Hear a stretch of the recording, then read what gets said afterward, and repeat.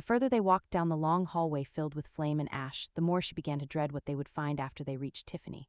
What if he'd already killed her? What if he had left her alive and had tortured her the entire time he'd held her captive? Madison shivered at the last thought. She'd seen the look in his eyes when she dreamed of his other victims. She had no way of knowing what he would or wouldn't do. Alive would be better than dead. Anything would be better than finding a corpse in hell. The thought of a living, breathing, vibrant woman dying in such a wretched place filled Madison with anguish. No one deserved this. They would find her in time. They had to. Mastema would have no way of knowing they'd breached the portals and were well on their way. As they entered a room, Madison recognized the room as the one he'd tried to hold her in when he tried to trap her in the dream. This was it. They'd find Tiffany near. They had to. What a dump. Her mother said, "Well, I imagine it's difficult to get an interior decorator down here," Madison said to soothe her savaged nerves. Oh, there are plenty around the inner circles. My ancestral home is beautiful. It was a joke, Mother, just a lame attempt at humor to burst the bubble of apprehension I'm feeling. It wasn't very funny. Demon lesson number 1, all humans have heartbeats. Madison rolled her eyes. I believe I learned something similar in kindergarten. It's kind of a biological necessity. Close your eyes and listen. You'll hear your own heartbeat, you'll even hear mine. Then I want you to focus, find the third heartbeat in this room. Madison closed her eyes as her mother instructed and could barely hear anything beyond the pounding of her own heart. She tried to block out the sound of hers, and just as her mother predicted, she heard the second strong, vibrant heartbeat. It beat in an irregular rhythm which sounded unlike anything Madison had ever heard, but she still knew, without a doubt, it was her mother's. Once more she strained to hear beyond the obvious sounds of the room. It took her a moment, but soon she ignored the thumping from their chests, the inhales and exhales of their lungs, and focused her attention on the world around them. Thump, thump. There it was, she could hear it. Madison swung around with her eyes widening as she moved and took off in the direction of the sound. Without bothering to think twice as to what else could be beyond the door, Madison burst through the door on the southern end of the soot-filled room. As her eyes adjusted to the darkness, she searched the small room with stale air and fought the feeling of evil which tried to invade her soul. The aura of the room could only be described as bleak and terror-filled. Madison made the motion of a cross from her forehead to her chest and at both shoulders. That simple motion lifted her spirits, and her eyes adjusted far more rapidly than they had when she first entered. In the corner, in a rumpled heap, lay a body with torn clothing and matted black hair cascading down over its face. Though she heard a heartbeat, it had been faint, and Madison prayed they'd arrived in time to save her. "Tiffany," Madison whispered, not wanting to startle the other woman. The woman made no sound, nor even acknowledged. Madison arrived in the room. "Tiffany." Madison tried again. Again, she didn't answer. "Mother." Madison called out. She jumped when her mother's hand fell upon her shoulder. I'll carry her, I'm stronger than you. The sympathy in her mother's tone brought tears to Madison's eyes. They had to get that poor woman out of the hellhole she laid in. Nothing else mattered at that moment but making sure that Tiffany would not die alone in hell. Her mother walked over and gently slid one arm under Tiffany's head and the other just below her rear end at her thighs. With little effort, her mother lifted her and cradled her as one would an overgrown child. Let's go. Her mother said. With a quick nod, she followed her through the door they'd only moments ago arrived in. Despite her joy at finding Tiffany alive, Madison couldn't quell the feeling it had been far too easy. She said as much aloud.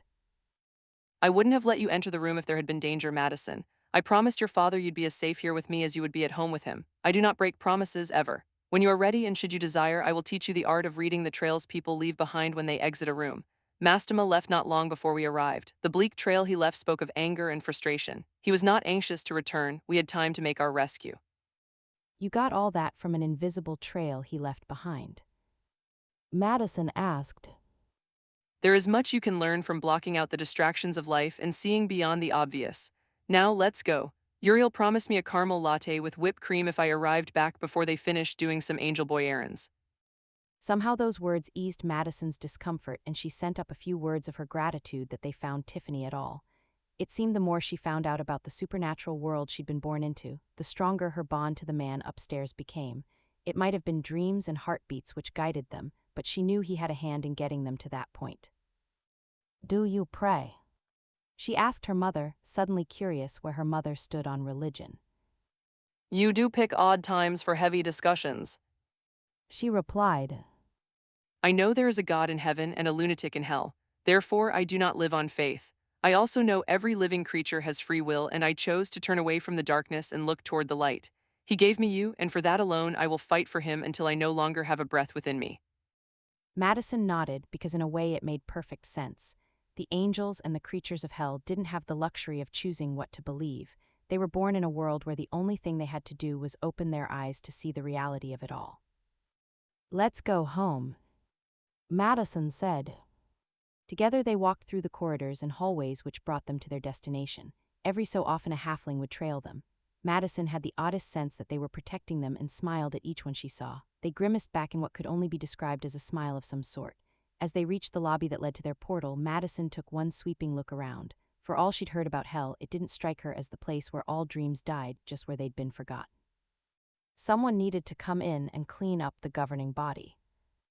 After you. Her mother said. Madison stared at the odd-shaped door with swirling colors of black and purple. It made her wonder who else had gone through the same portal, and who would protect the humans against the creatures that followed after the three women went through it. Unwilling to pursue the thought further, Madison stepped through the colorful vortex and fought against the sensation of disorientation until she stood on solid ground in the alley. A second later her mother arrived. Do you think you can hold her a moment? Her mother asked. I need to destroy this portal. Madison hoped so, even though Tiffany probably weighed more than Madison did. With a quick look around, she wondered where Brian was. It seemed odd that he hadn't waited for her like he said he would. She turned back toward her mother and held out her arms. I was kidding, Maddie. Cover your eyes. She closed her eyes as her mother said words in a language she couldn't understand. Within an instant, she saw a flash of light so bright it pierced through her eyelids and burned her retinas. Long after she opened them, light patterns interfered with her vision. There, now no one can come through there again. Now, where is your wing boy? He should be here, Madison said. I don't like the trails left here. There's one of a dark, rich burgundy. Someone was very suspicious. He stood beside one pissed-off man. I'm betting Brian. There's a slightly bemused one next to him. Let's go find out what happened to our angel friends. Madison didn't understand the trail thing at all. Once a person left a room, they left. What could they possibly leave behind that her mother would be able to see? Why couldn't she see it? Was it something she could learn? It appears it would be an invaluable skill if she found herself traipsing after victims in the future. They walked out of the alley and found her mother's sleek red sports car. How in the world would they get 3 adult women in a 2-seater car? What were they thinking when they'd brought hers? There's Brian's truck. Her mother pointed across the street to where his giant green monster truck stood. They walked over and put Tiffany in the back. They rested her head against the second seat and ran the seat belt across her body. Madison tucked a few strands of hair behind Tiffany's ear and whispered, "You are safe now, don't give up, don't let him win." "Do you have keys?" Madison asked her mother after she got in the passenger seat. I don't need them. To further prove her mother ranked high on the list of very cool people, a tiny spark of blue electricity leapt from her fingernail and into the ignition of the truck. It roared to life and her mother winked and then proceeded to drive home. It only took a few minutes for them to arrive, and Madison knew just by the sight of Uriel on the front step that something had gone wrong. "Where's Brian?" Madison asked as she got out of the truck. Brian and Raphael have been arrested. Uriel replied.